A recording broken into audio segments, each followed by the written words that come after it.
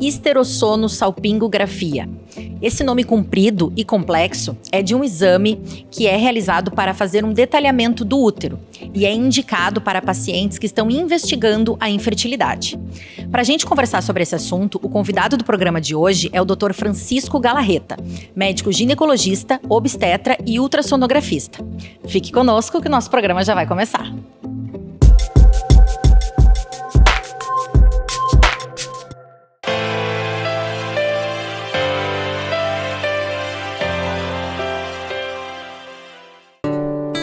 Grupo Felite, levando felicidade para onde for.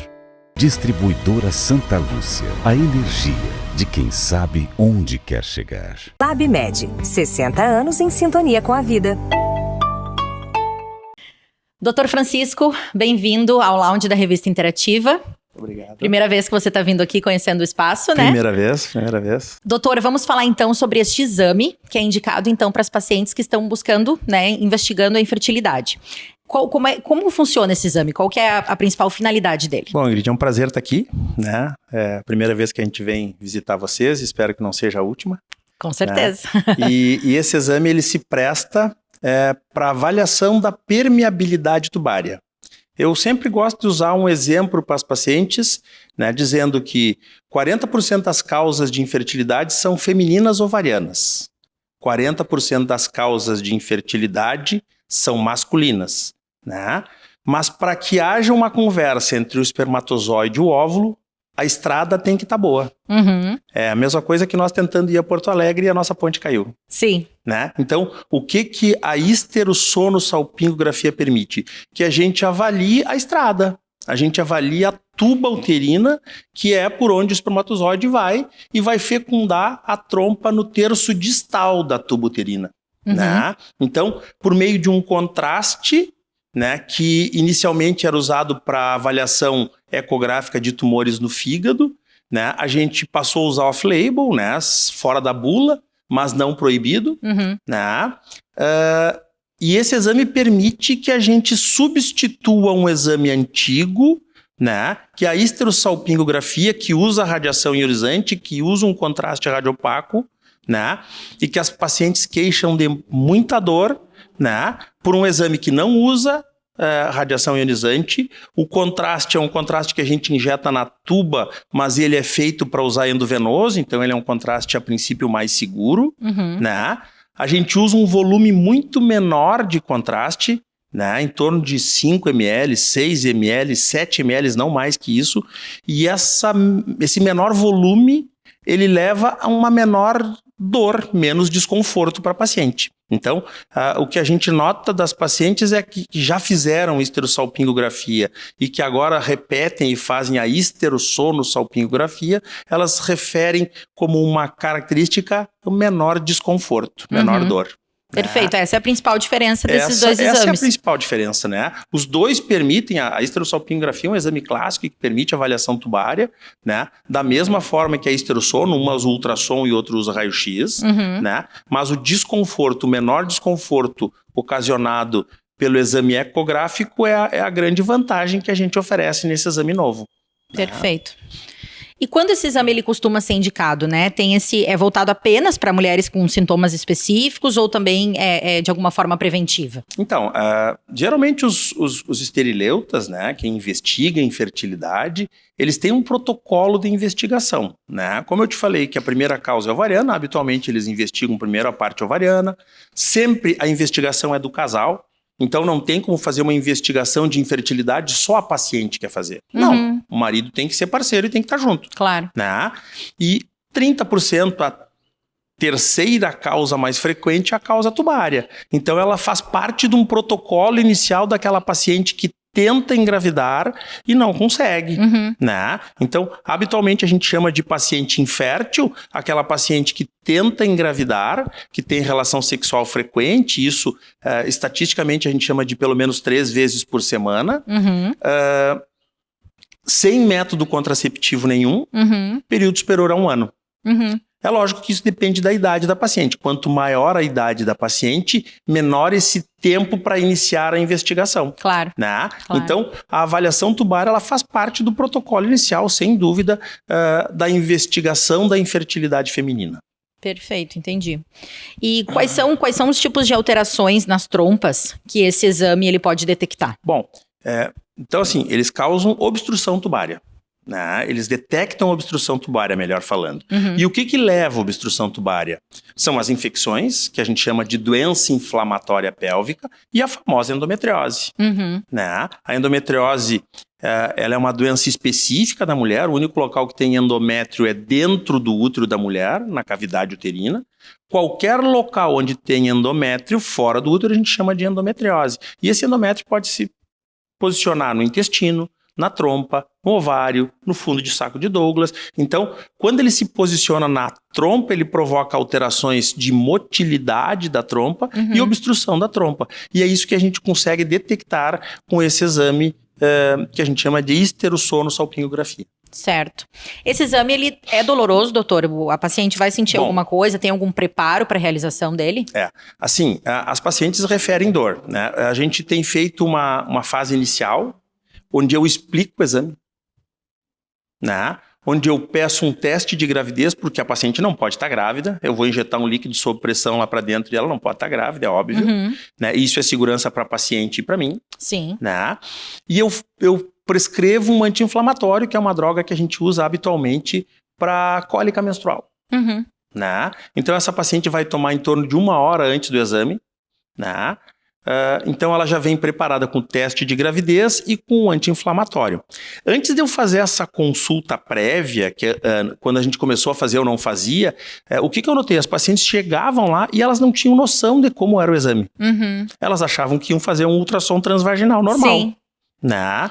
Então, eu notei que eu precisava fazer essa consulta primeiro para explicar o exame, para abordar o exame e a paciente fazer o teste de gravidez, tomar o anti-inflamatório e ela vem com preparo. Antes de nós fazer essa consulta, 7 de cada 10 referiam dor.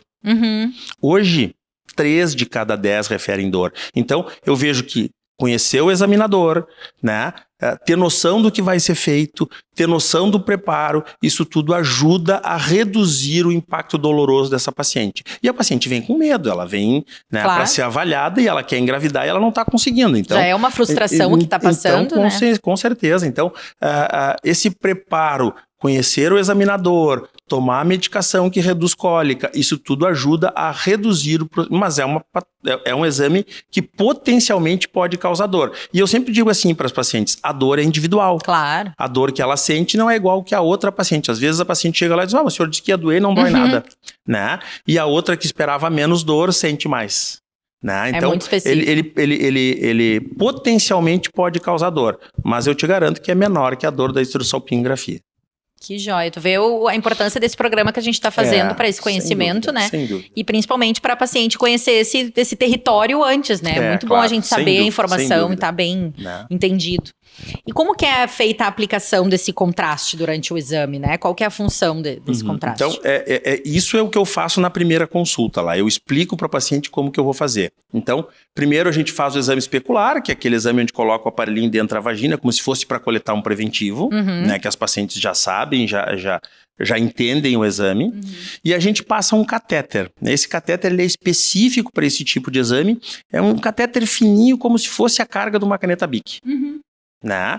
Na pontinha ele tem um balonete que a gente injeta 1 ou 2 ml de soro para não permitir que o contraste saia. Porque o útero é uma cavidade virtual, a trompa é uma cavidade virtual. Então, como a gente injeta sob pressão, o balonete insuflado, né, com soro, ele não permite que o soro volte. Então, ele faz com que o soro progrida para a trompa e para dentro da cavidade. Né? Então, a passagem do catéter leva 2, 3 minutos. Né?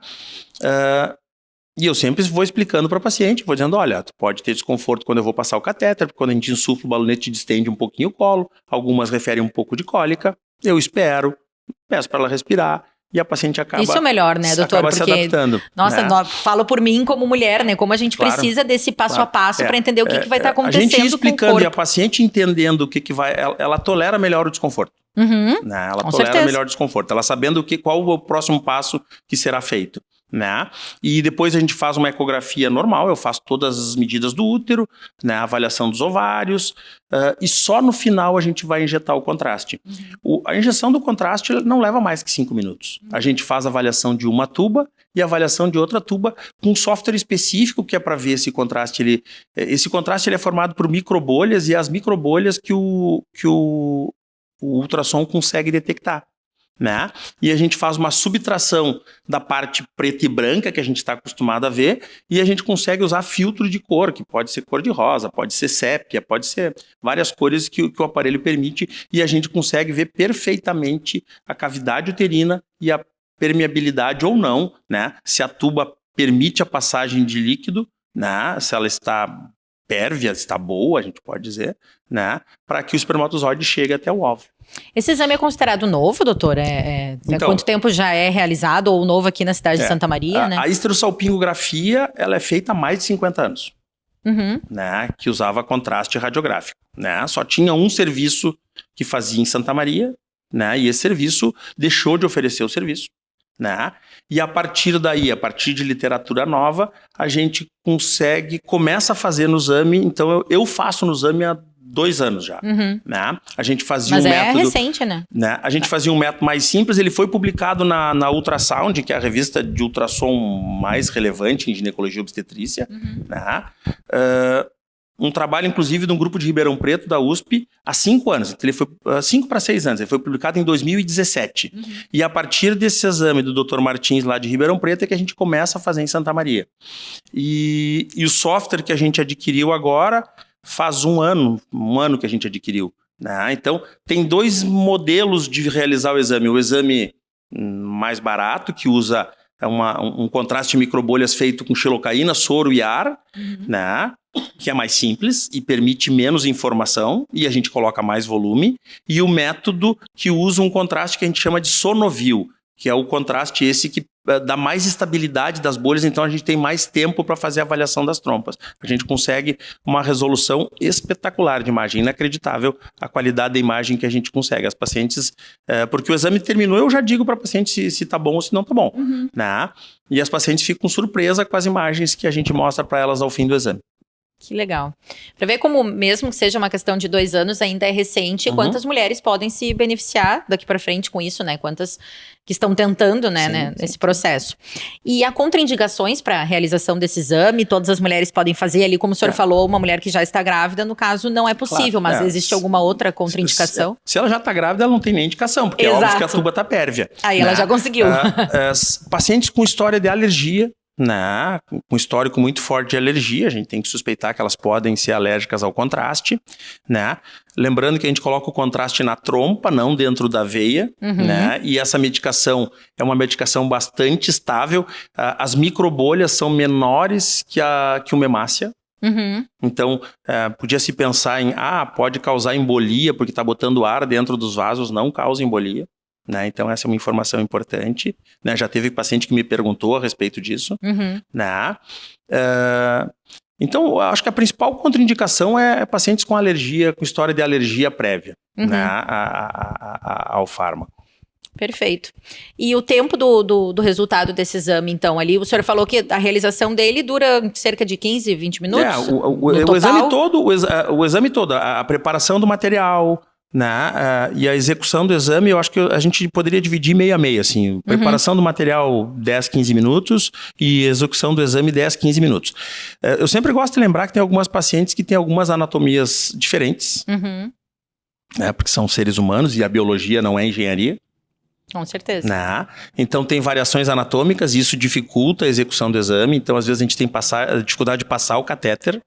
Né? Útero muito anteverso fletido ou reto verso fletido, virado para frente ou virado para trás, que eu não consigo passar o catéter.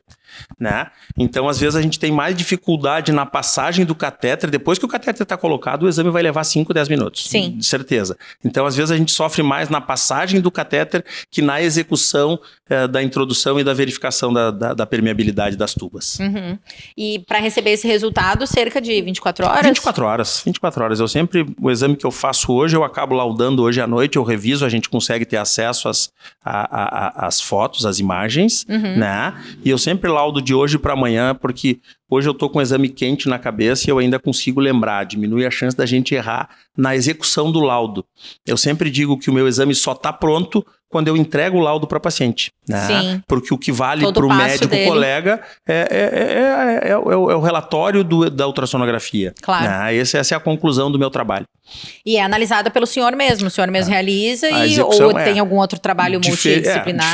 Diferente das coisas radiológicas, né? Onde pode existir a presença de um técnico em radiologia e ele executa o exame e o radiologista lauda, né? Ecografia no Brasil é ato médico. Então, todo exame ecográfico, todo exame ultrassonográfico, ele será feito e laudado e executado por um profissional médico, ultrassonografista ou radiologista. Legal para paciente ter esse contato com o médico e ainda poder contar com a resposta dele mesmo, essa análise dele mesmo, né? Às vezes do que passar por mais de um profissional, né? Ter Sem dúvida. Alguns colegas, eles têm algum receio de falar com a paciente, porque a paciente é de um outro colega, de um terceiro colega. Sim. Né? Então, eu sempre digo que no momento que o colega me pede um parecer, a paciente também passa a ser minha.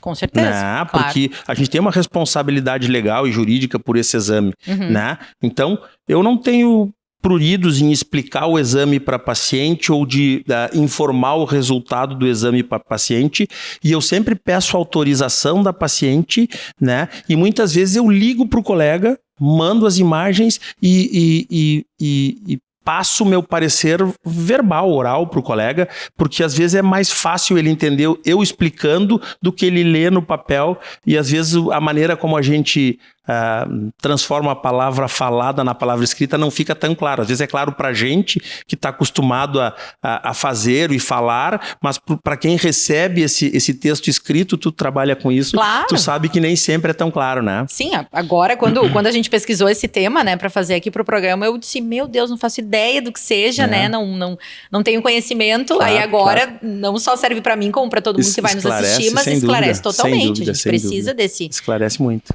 E doutor, como é que funciona? A paciente fez o exame, aí o senhor verificou a estrada, né?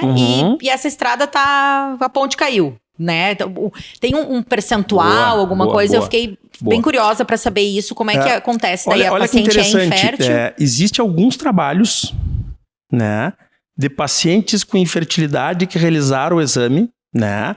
Porque no fim do exame a gente consegue acionar um botão e ele explode essas microbolhas. Para não ficar lá dentro da paciente, a gente consegue, né, explodir essas microbolhas, né? E existe uma taxa maior de fecundidade para pacientes que realizaram o exame, né? E ninguém sabe explicar muito bem por quê. Será que a injeção do contraste sob pressão desobstrui uma trompa que está parcialmente obstruída? Né? São teorias que a gente aventa, né? Essa semana eu fiz exame de uma paciente que as duas tubas eram obstruídas, ela teve bastante desconforto, porque quando a tuba está obstruída, aumenta a pressão dentro do útero e o útero contrai, então aumenta a cólica. Geralmente, o que eu noto no meu dia a dia? Pacientes que têm tubas pérvias, pacientes que têm tubas funcionais, pacientes que têm tubas funcionantes, têm menos dor que quando a tuba é obstruída. Essa paciente... Certamente eu liguei pro colega, expliquei para as duas tubas obstruídas, ele disse, é verdade, dá para ver a cavidade bem distendida, né? Porque ele é um colega que está acostumado a olhar o resultado dos exames, então ele já também tem uma percepção de imagem, né? E essa paciente, certamente, ela vai para um próximo passo, que é a fertilização assistida. Ah, entendi. Entendi. Então é isso, o espermatozoide tá bom, o óvulo tá bom, mas a estrada caiu. O que a gente faz? A gente faz um atalho, que é a fertilização. Certo, eu fiquei pensando como é que isso funcionava depois, né, que aparece isso. E as pacientes sempre perguntam, mas e se uma tuba tá boa? Se uma tuba tá boa, tá valendo. Uma tuba é o que tu precisa. Uma tuba é o que tu precisa. Agora, no caso dessa paciente que as duas tubas eram obstruídas e essa paciente, por acaso, ela tinha endometriose, essa paciente certamente ela vai passar por um momento mais avançado, mais elaborado, né, que é a fertilização assistida. Tá certo. E se, porventura, a ponte não caiu? Ela só tá meio estragada, digamos assim, né?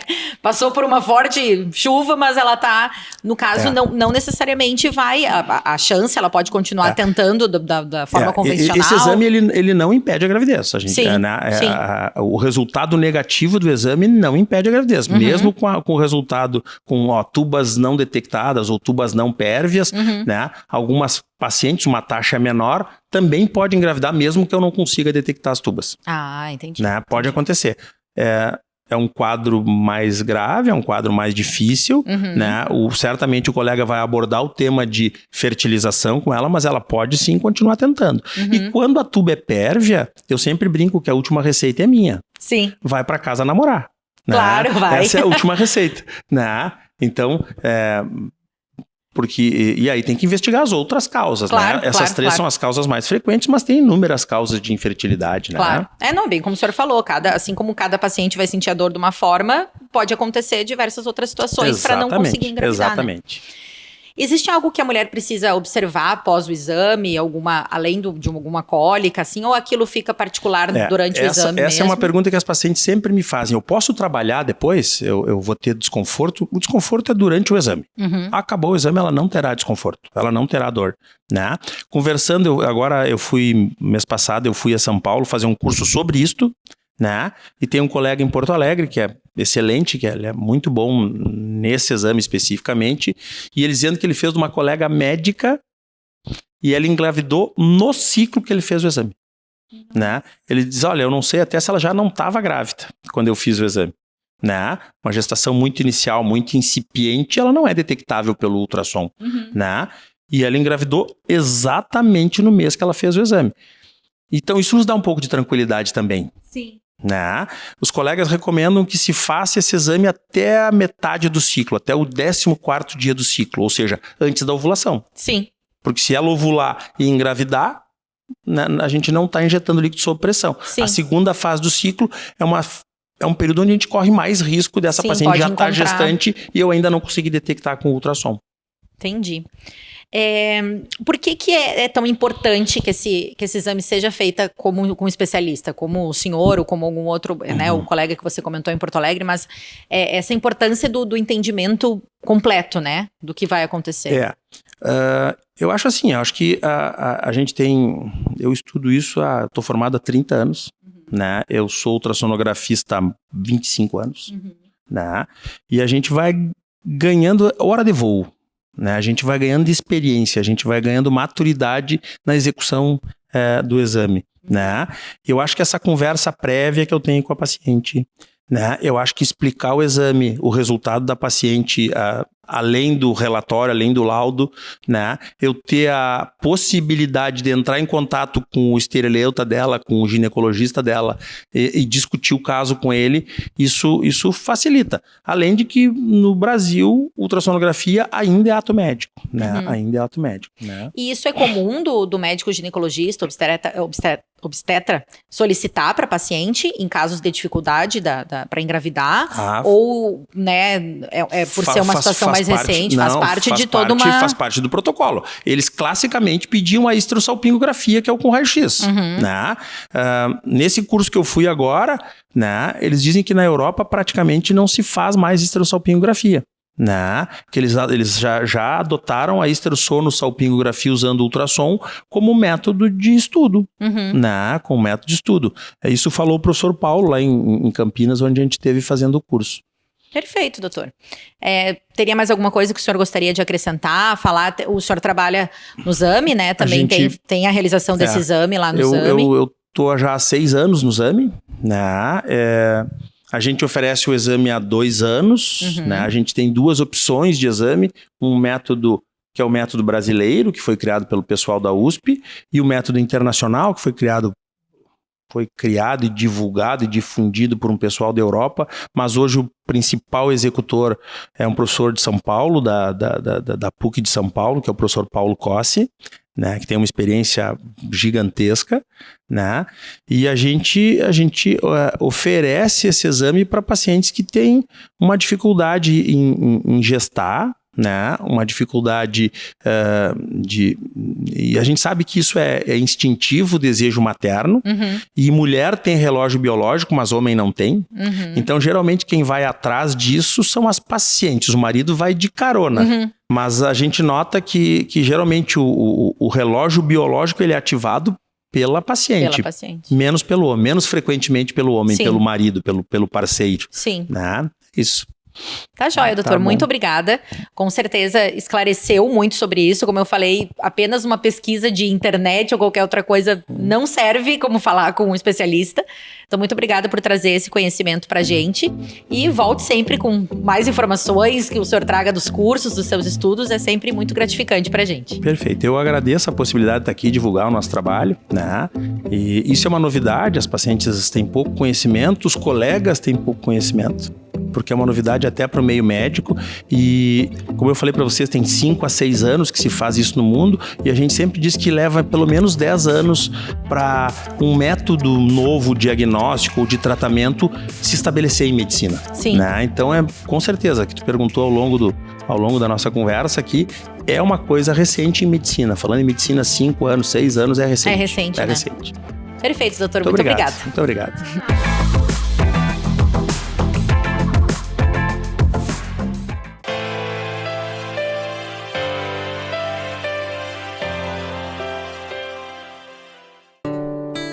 Grupo Felite, levando felicidade para onde for.